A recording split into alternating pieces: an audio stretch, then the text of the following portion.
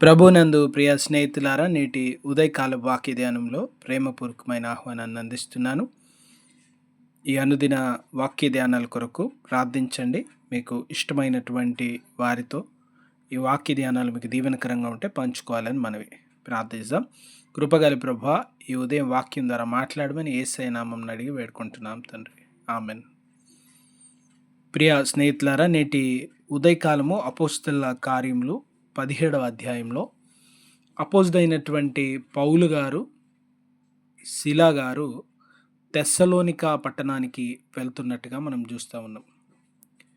తెస్సలోనికా పట్టణానికి వెళ్ళి అక్కడ 3 సబ్బాతులు అనగా 3 వారాలు అక్కడున్న వారితో వారు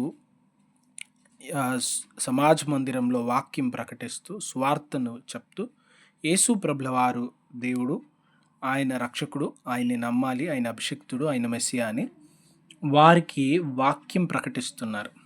అయితే అసూయ చెందినటువంటి యూదులు ఏం చేసినారంటే పనికి మాలినటువంటి వారిని ఎంచుకొని వీరి మీద అబద్ధ సాక్ష్యాన్ని తీసుకొచ్చి వారి మీద నెపాన్ని మోపుతున్నారు. వారి మోపుతున్న నెపం ఏంటంటే, ఇదిగో భూలోకమును తల్లకిందులు చేసిన వారు ఇక్కడికి వచ్చినారు.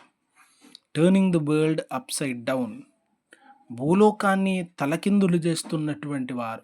చూడండి, క్రైస్తవులంటే మనం చాలా సందర్భాల్లో మనల్ని మనం నిరాశపరచుకుంటాం. మేమేం చేయలేము, మాకేం రాదు, మేము సాధించలేము, మా జీవితం ఇంతే, మేమేమవుతాం, ఎన్నో నిరాశలకి లోనవుతూ ఉంటాం. కేవలం 2 వ్యక్తులు తెస్సలోనికా పట్టణానికి వచ్చినారు.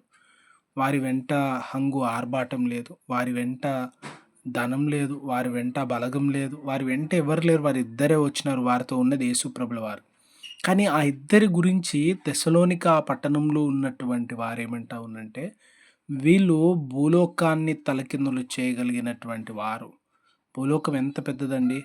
ఎంత విస్తారమైనటువంటి ఈ లోకాన్ని తలకిందులు చేయగలిగినటువంటి వారంట. ఎందుకు తలకిందులు చేయగలుగుతూ ఉన్నారు? యేసు ప్రభుల వారు వారితో ఉన్నారు. తలకిందులు చేయడం అంటే చెడ్డ విషయం కాదు. మనము నిన్నటి రోజు చూస్తూ ఉన్నాం. ఒక బాధలో, వేదనలో, కష్టంలో, బలహీనమైన స్థితిలో, దిక్కులేని స్థితిలో ఉన్న ఒక బిడ్డను విడుదల చేసినారు. ఆమెకి సంతోషకరమైన జీవితం కొరకు మేలు చేసినారు. అపోస్తులైన పౌలు గారు, ఆది సంఘము, ఈ రీతిగా దేవుని బిడ్డలంతా మేలు చేస్తున్నటువంటి వారు.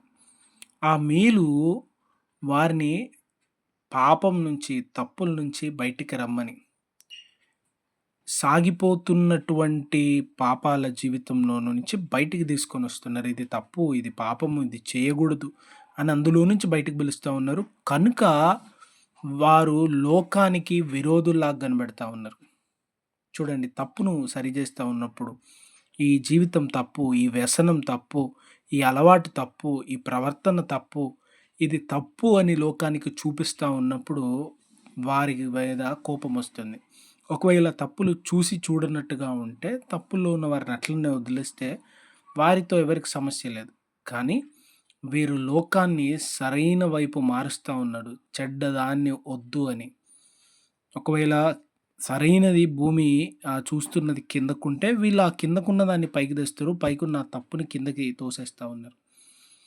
ఈ మార్చే విధానాన్ని, ఈ మార్పు నొందే విధానాన్ని, పరివర్తన చెందే విధానాన్ని, మార్పు పొందే విధానం చాలా కష్టంగా అక్కడున్న వారికి అనిపిస్తూ ఉంది. కానీ యేసు ప్రభుల వారు మార్పు తీసుకురావడానికి వచ్చిన దేవుడు, మార్చే దేవుడు, హృదయాల్ని మార్చే దేవుడు, మనసుల్ని మార్చే దేవుడు, ప్రవర్తనలు మార్చేటువంటి దేవుడు. నీతిగల జీవితం కొరకు ప్రకటిస్తూ ఉన్నారు. 2 వ్యక్తులే, కానీ వారెంత బలవంతులంట, తలకిందులు చేయగలిగినటువంటి వారు. ప్రియమైన విశ్వాసులారా, మనము తక్కువ కాదు. భూమిని తలకిందులు చేసినటువంటి ఆ అపోస్తలుల వెంబడి నడుస్తున్న పరిశుద్ధ జనాంగం మనం అంత బలవంతులం. లోకంలో మార్పు కొరకు, లోకంలో రక్షణ కొరకు, లోకంలో భయంకరమైనటువంటి పాపం నుంచి, భయంకరమైనటువంటి దుర్మార్గం నుంచి మనము విడుదల కావాలని ప్రభువుకి ప్రార్థన చేస్తున్నటువంటి వారు. ఈ దినాన లోకంలో ఎక్కడైనా అన్యాయం జరుగుతూ ఉంటే మౌనంగా ఉండేవారం కాదు. Church is not a silent community. Church is an out spoken community. మనం ప్రార్థిస్తాం. ఒకవేళ అక్కడికి వెళ్ళలేకపోతే, ఒకవేళ అక్కడ ఉండలేకపోతే, ఒకవేళ అక్కడ ఏం చేయలేకపోతున్నా ప్రార్థిస్తూ ఉన్నాం. ప్రభువా ఇది సరైనది కాదు అని మాట్లాడుతూ ఉన్నాం. ఇది ఇలా ఉండకూడదని ప్రార్థన చేస్తూ ఉన్నాం. ఇది మార్పు చెందాలి, ఇది మారిపోవాలని ప్రార్థిస్తున్నటువంటి వారం. Where a community that are called to turn the world upside down wherever it is going wrong. కనుక నిరాశ చెందకూడదు. బలవంతులైన దేవుని బిడ్డలం మనం. దేవుని కృప దీవెనలు మనకు కలిగి ముందుకు సాగే భాగ్యం దేవుడు దయచేయను గాక. ప్రార్థించుకుందాం. దేవా ఈ వాక్యం విన్న వారిని దీవించమని యేసు నామములో ప్రార్థిస్తున్నాం. ఆమెన్. God bless you.